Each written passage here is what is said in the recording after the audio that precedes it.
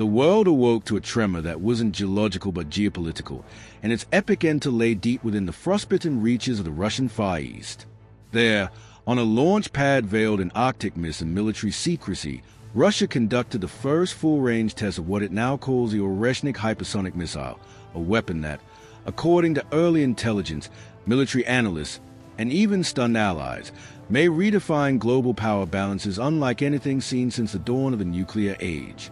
The event unfolded at dawn, the sky a cold gradient of steel blue and ghostly white as the missile rose, not with a thunderous roar expected of ballistic giants, but with a controlled, almost unnerving smoothness.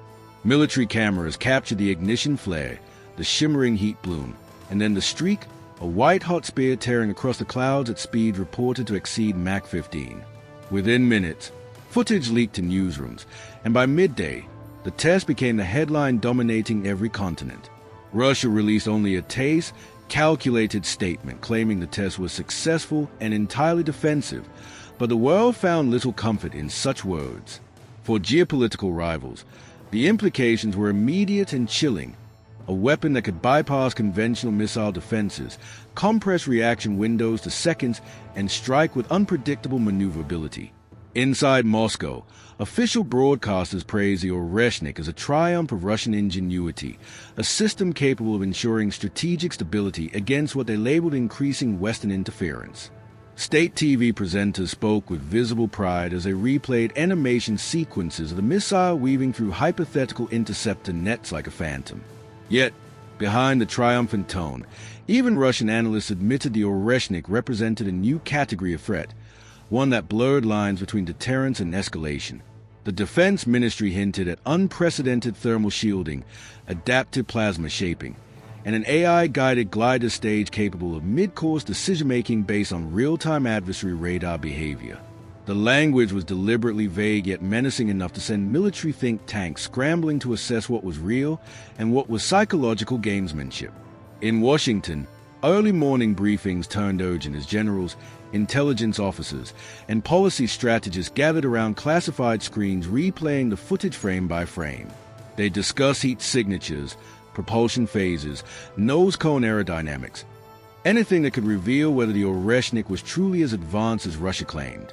The Pentagon had known Russia was working on next-generation hypersonics, but the apparent stability of the flight, the maneuvering at extreme velocity, and the accuracy of its splashdown sight exceeded many NATO projections. Game-changing was a phrase repeated in hushed rooms, though never in press conferences. Meanwhile, Europe reacted with a mixture of alarm, fatigue, and resignation.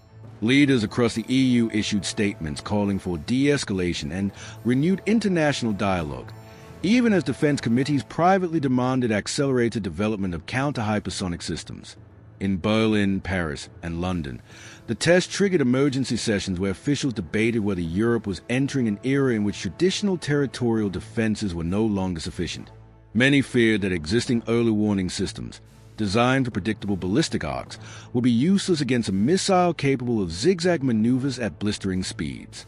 Even Japan and South Korea, though geographically distant from the test's political epicenter, felt the reverberations. Their militaries assessed how the Oreshnik might influence regional security landscapes already strained by North Korean missile advancements and Chinese hypersonic progress. If the technology proliferated or if Russia offered demonstration partnerships to friendly states, the entire Indo-Pacific balance could shift overnight. But it was China's reaction that intrigued observers most. Officially, Beijing offered a careful statement supporting all nations' rights to pursue defensive research, yet analysts noted a subtle undertone, one that suggested surprise. China has its own hypersonic programs, but the Oreshnik's reported specifications seemed to rival or surpass their most advanced prototypes. Behind closed doors, Chinese military researchers reportedly dissected Russian footage with academic fascination, eager to determine whether Moscow had leapfrogged global competitors or exaggerated its capabilities for strategic effect. Regardless, the test added an unspoken tension between two powers often portrayed as aligned. Technological competition in hypersonics now seemed not only possible but inevitable. Amid the frenzy, ordinary citizens around the world experienced the event through a very different lens. Viral clips, dramatic headlines, speculative podcasts, and a storm of social media debates. Some viewed the test as a show of strength in an increasingly unstable world. Others felt it was a dangerous provocation that could push nuclear powers closer to accidental conflict. The missile's name, Oreshnik, meaning hazelnut, became a trending meme, though the humor masked deeper anxieties. Comment sections filled with arguments about whether humanity was witnessing the early moves of a new Cold War or simply another iteration of age-old military signaling. But beneath all the chatter, one sentiment dominated: shock. Even nations accustomed to decades of missile tests seemed genuinely stunned by the Oreshnik's performance. Back in Russia, scientific institutions carefully orchestrated interviews with engineers who hinted at cutting-edge breakthroughs but avoided specifics.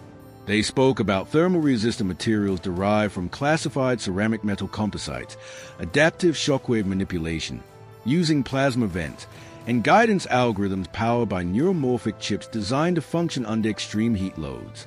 These technical tidbits, whether entirely accurate or glorified, added mystique and fear to the Oreshnik's public image.